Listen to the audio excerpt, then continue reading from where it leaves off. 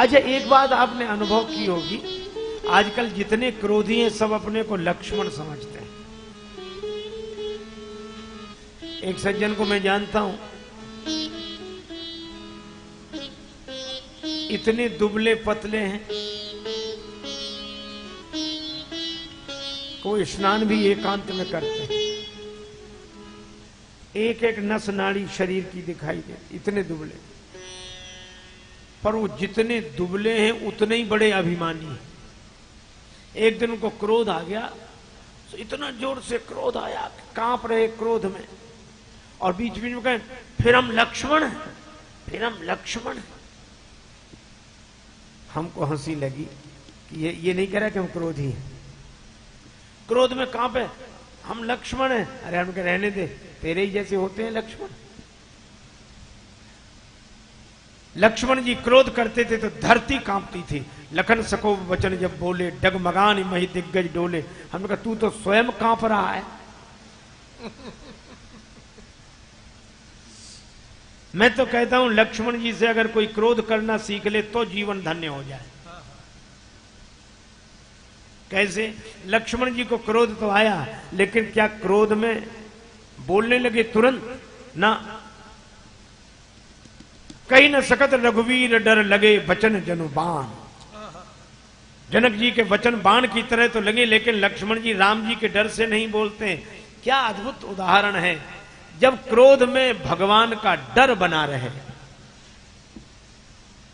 क्रोध में भगवान का डर बना रहे, तो क्रोध के कारण कोई अमंगलकारी कृत्य नहीं होगा।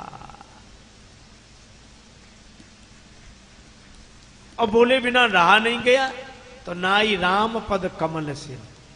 हम कैसे कहेंगे लक्ष्मण जी जोश में हैं कि होश में? वे कहते हैं बात बाद में करूंगा, पहले राम जी के चरणों में प्रणाम कर लो। नाई राम पद कमल सिर, राम जी के चरण कमलों में प्रणाम करके बोलते हैं। आज तक किसी ने क्रोध में कहा कि पहले भगवान के मंदिर में प्रणाम कर आए फिर तुमसे बात करें? यह लक्ष्मण जी।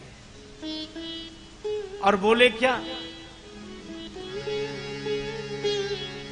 कही जनक जस अनुचित बानी, कही जनक जस अनुचित बानी, कही जनक जस अनुचित बानी।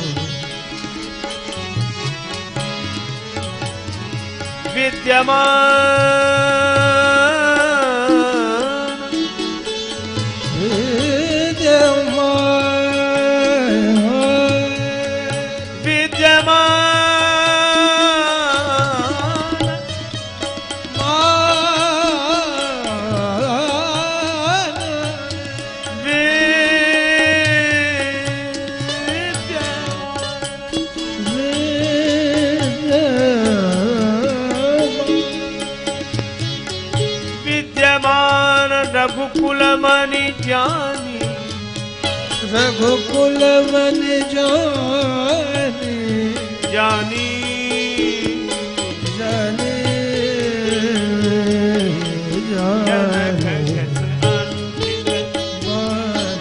कही जनक जस अनुचित, जस अनुचित जस।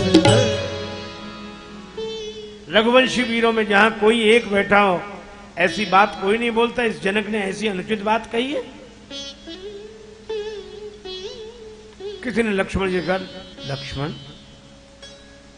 आप कहते हैं कि जनक जी ने अनुचित बात कही है, तो आपने कौन सी उचित बात कही? जनक जी ज्ञान वृद्ध हैं, वयोवृद्ध हैं, आप बालक हैं। जनक जी के वाक्य का उत्तर विश्वामित्र जी देते तो शोभा थी। आप बालक होकर कैसे बोल रहे हैं? लक्ष्मण जी ने कहा कि यहां बड़े और बालक की बात नहीं है, वृद्ध और बालक का प्रश्न नहीं है, यहां मेरी ही भूमिका है बोलने की। कहा क्यों? कहा यहां राम जी, रघुनाथ जी, रघुवीर, रघुराज नहीं बैठे। विद्यमान रघुकुल मणि जानी, यहां रघुवंश मणि बैठे।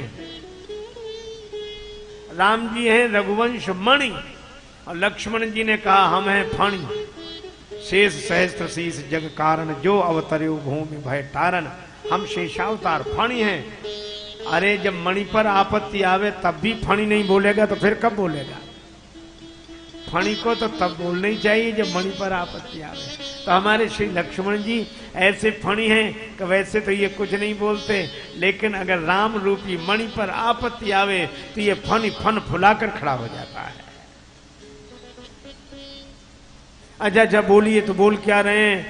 लक्ष्मण जी ने कहा प्रभु अगर आपकी आज्ञा मिल जाए, जो राउर अनुशासन पावो, जो राउर अनुशासन पावो, जो राउर अनुशासन पावो, जो राउर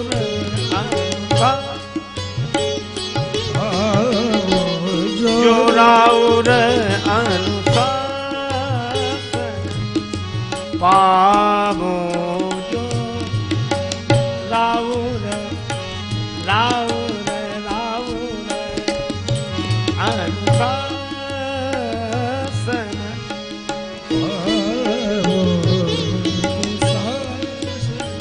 कंदुक इव ब्रह्मांड उठाओ, अनुशासन पावो, जो राउर अनुशासन पावो, जो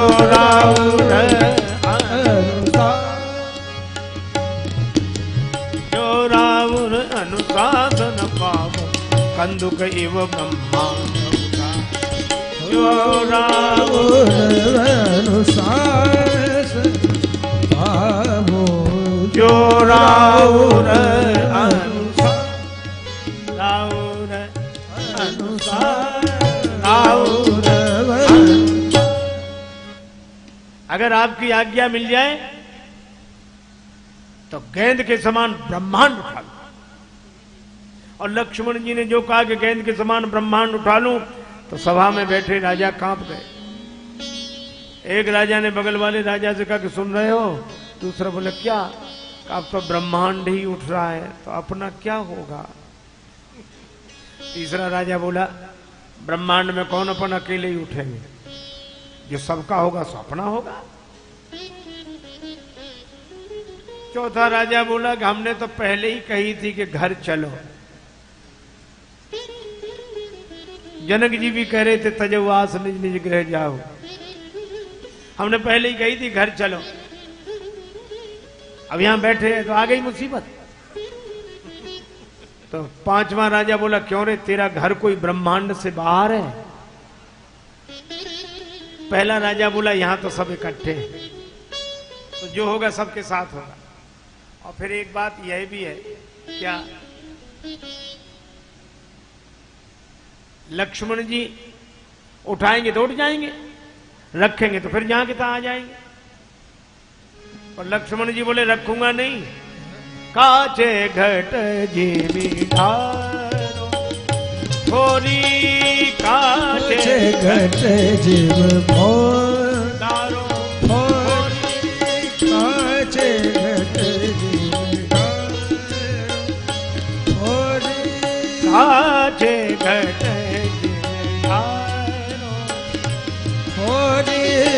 काचे घट जीव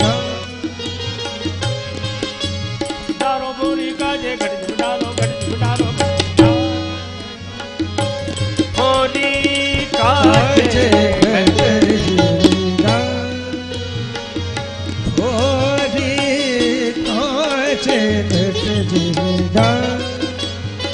सकऊं मेरू मूलक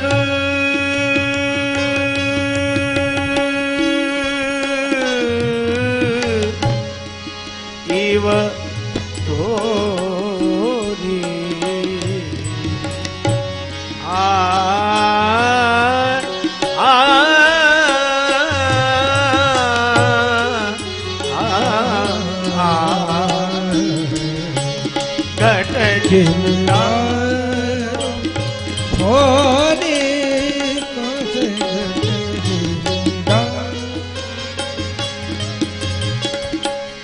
काचे घट जीवी डारो, घट घट जिम डालो घट घट जिम डालो। कच्चे घड़े के समान फोड़ डालूंगा ब्रह्मांड को।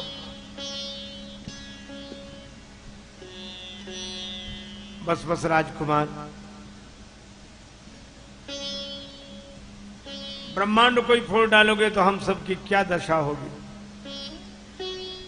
लक्ष्मण जी बोले चिंता नहीं, क्योंकि बनाने वाले भी तो बगल में बैठे हैं। लव निमेष ब्रह्मांड निकाया, रचे व्यास अनुशासन माया। अच्छा, यहां एक संकेत बड़ा सुंदर है। घड़े की तरह तो ब्रह्मांड को लक्ष्मण जी फोड़ रहे हैं, पर पके घड़े की तरह नहीं, काचे घट जी में, कच्चे घड़े की तरह। क्योंकि कच्चा घड़ा फूटे तो उससे कुछ बनता भी है, और पक्का तो टूटता है, फिर उससे कुछ बनता नहीं है। तो ब्रह्मांड फिर भी बनाना है। किसी ने कहा कि बात धनुष की हो रही है, आप ब्रह्मांड की बात कर रहे हैं। कुछ लोग जरा ज्यादा ही समझदार होते हैं। एक आदमी रेलगाड़ी में बैठा और अपनी गठरी सिर पे रखे। किसी ने कहा कि रेल में बैठे तो गठरी सिर पर क्यों रखे? तो कहने लगा पूरा वजन रेलगाड़ी पे नहीं, कुछ तो अपने ऊपर भी होना चाहिए। अब इससे ये पूछो कि सिर पे गठरी रख भी ले तो क्या वजन रेलगाड़ी पे नहीं है? जब लक्ष्मण जी ब्रह्मांड ही उठा रहे हैं तो धनुष कहीं अलग रखा है? पर कहा नहीं, धनुष के बारे में बात करो। तो लक्ष्मण जी बोले सुनो, कमल नाल जिमि चाप चढ़ावो, कमल नाल जिम चाप चढ़ावो, जो जन सत प्रमाण ले धावो, जो जन सत प्रमाण ले धावो।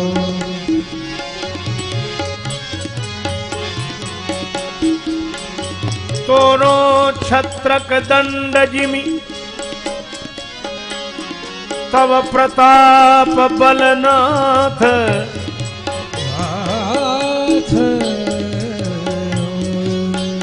जो न करो, जो न करो, प्रभु पद शपथ,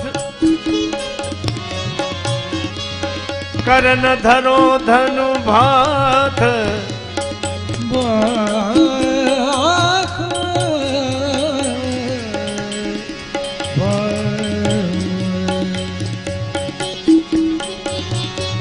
चाप चढ़ावो कमल नाल, चाप चढ़ावो कमल नाल, जिमि चाप नाल, जिमि चाप नाल, चाप चढ़ावो कमल नाल, जिमि चाप चढ़ावो कमल नाल, जिमि चाप कमल नाल, जिमि चाप।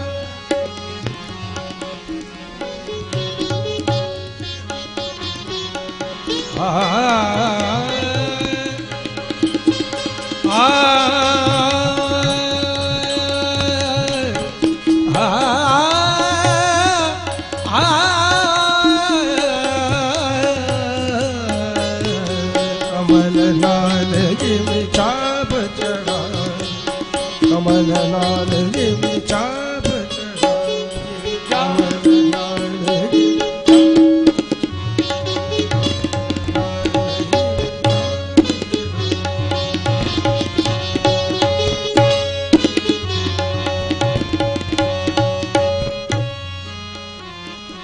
लक्ष्मण जी ने कहा कमल नाल की तरह धनुष को चढ़ाकर 100 योजन तक ले जा सकता हूं, छत्रक दंड की तरह तोड़ डालूंगा। राम जी ने कहा इतनी ताकत है। अब इस प्रसंग की सबसे बड़ी विशेषता यही है, राम जी ने कहा इतनी शक्ति है कि गेंद के समान ब्रह्मांड उठा लो, कच्चे घड़े के समान फोड़ डालो, कमल नाल की तरह धनुष को चढ़ाकर 100 योजन ले जाओ और छत्रक दंड की तरह धनुष का खंडन कर दो। इतनी शक्ति है। लक्ष्मण जी ने कहा प्रभु ये मैंने कब कहा कि मुझ में इतनी शक्ति है? मुझ में शक्ति नहीं है। अच्छा नहीं है तो काम करोगे कैसे? ये तो वैसी बात हुई जैसे कोई कहेगा आज यह भी खरीदेंगे, आज यह भी खरीदेंगे, दुकान बड़ी अच्छी है, सामान बहुत बढ़िया बढ़िया है। दुकानदार कहे कि जेब में पैसे हैं, पैसे जेब ही नहीं है तो खरीदोगे कैसे? एक आदमी अपनी घोड़ी की बड़ी तारीफ करता था, महाराज चलती है तो हवा से बातें करती है, रंग ऐसा कि देखते रह जाओ, कान तो ऐसे मिले हुए, उसमें गुण ही गुण, कमी सिर्फ एक। तो लोग उत्सुकता से पूछते कि क्या कमी है, तो धीरे से कहता मर गई। लक्ष्मण जी भी बोले जा रहे हैं कि मैं ब्रह्मांड उठाऊं, कच्चे घड़े के समान फोड़ूं और कमलनाल की तरह धनुष को चढ़ाऊं, 100 योजन ले जाऊं और छत्रक दंड की तरह तोड़ूं। राम जी ने कहा ताकत है, शक्ति है? बोले बिल्कुल नहीं। बोले नहीं तो करोगे कैसे? लक्ष्मण जी ने कहा प्रभु पूरी बात सुनो, तोरो छत्रक दंड जिम तव प्रताप बलनाथ, आपके बल पर, मुझे ताकत की क्या जरूरत है? हा? पंखा कहे कि हम हवा दे सकते हैं, कूलर कहे कि हम हवा दे सकते हैं, बल्ब कहे कि हम उजाला दे सकते हैं, और बिजली कहे कि हम जा रहे हैं।